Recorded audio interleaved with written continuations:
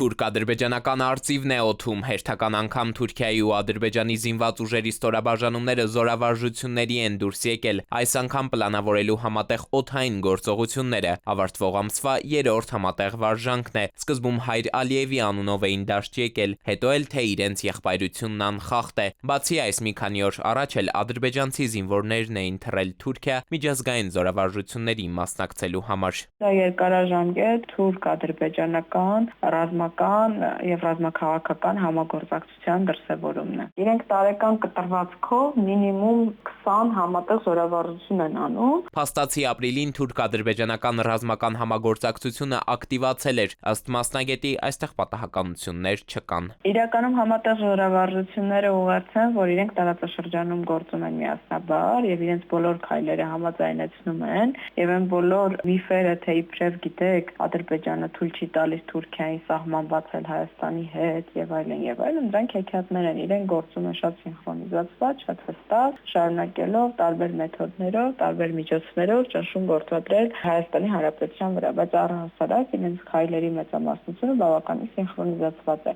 Ադրբեջանագետն այստեղ հիշեցնում է Շուշիի այսպես կոչված հռչակագիրը, որ կնքեցին 2021-ին հայկական Բերդաքաղաքի օկուպացիայից ամիսներ անց։ Փորձագետն ասում է, բնականաբար ուղերձն առաջնահերթ Երևանի ուղղությամբ էր, հետո նաև տարածաշրջանի մյուս երկրների, մասնավորապես Իրանի ու Ռուսաստանի։ Զորավարժությունների բնույթը, էությունը, ուսումնասիրությունը պետք է ցույց տա նաև Ադրբեջանի կողմից զենքի գնումը, ռազմական բյուջեի ավելացումը պետք է հստակ ցուցիչ լինի մեզ համար, քանի որ դա նաև համադրվում է զարթողական ծրագրերի հետ, որ Ադրբեջանը իրականում չի պատրաստվում խաղաղության։ Բնականաբար ամեն պետություն, ամեն երկիր կարող է իր համարվել գնել պատրաստվել, բայց